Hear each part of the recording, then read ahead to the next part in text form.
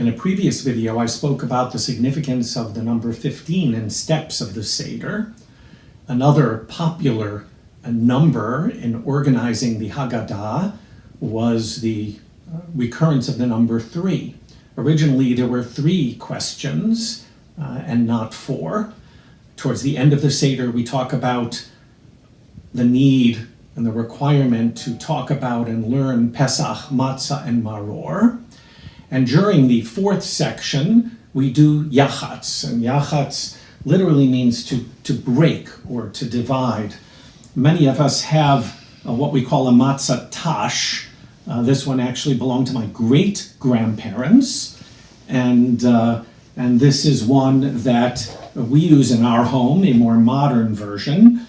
What makes a matzah tash different than a challah cover is the fact that it contains, as we know, 3 matzot as a part of what we will eventually say motzi for.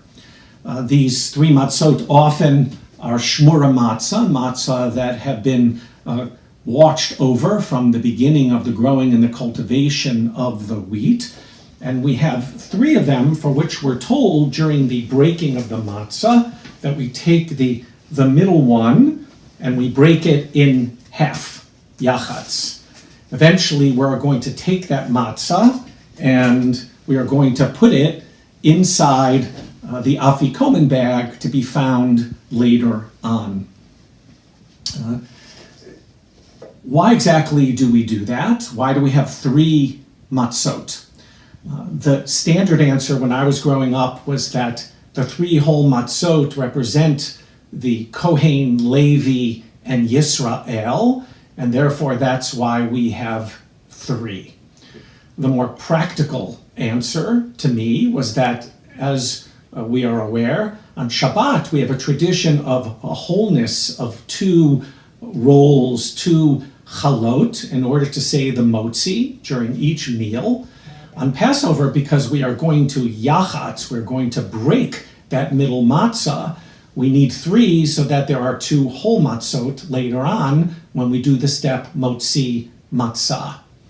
Some years we've added a matzah of unity, but this year I'd like for us to think about that broken piece of matzah.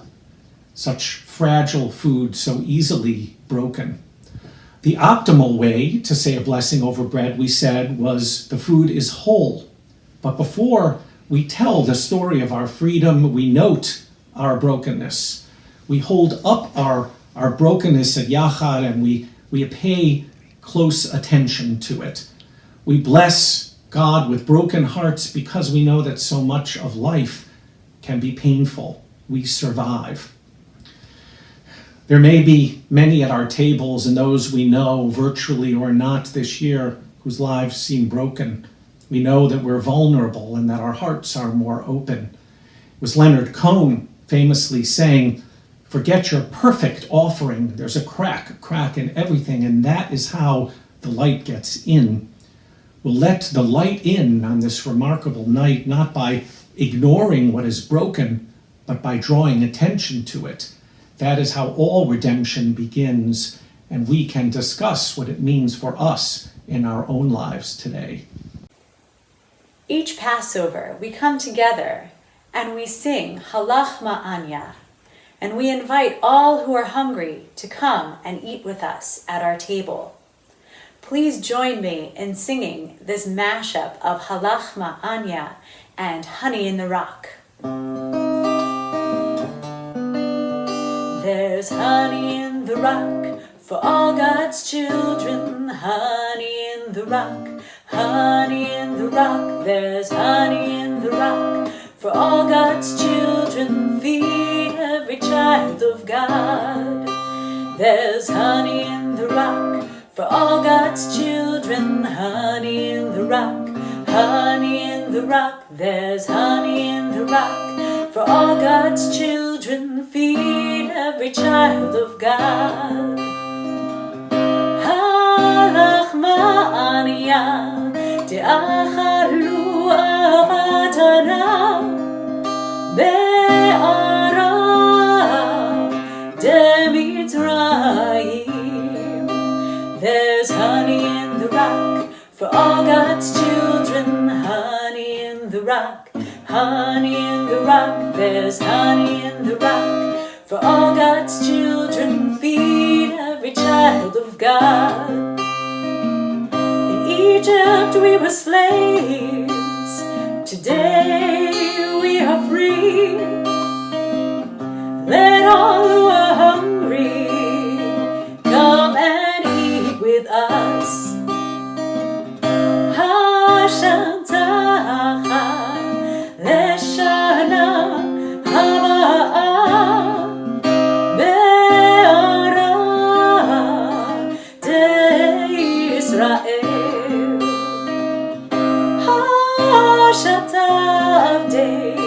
Leshana Haba'ah B'nei Chorim. There's honey in the rock for all God's children. Honey in the rock, honey in the rock. There's honey in the rock for all God's children. Feed every child of God. There's honey in the rock for all God's children. Honey in the rock, honey in the rock. There's honey in the rock for all God's children. Feed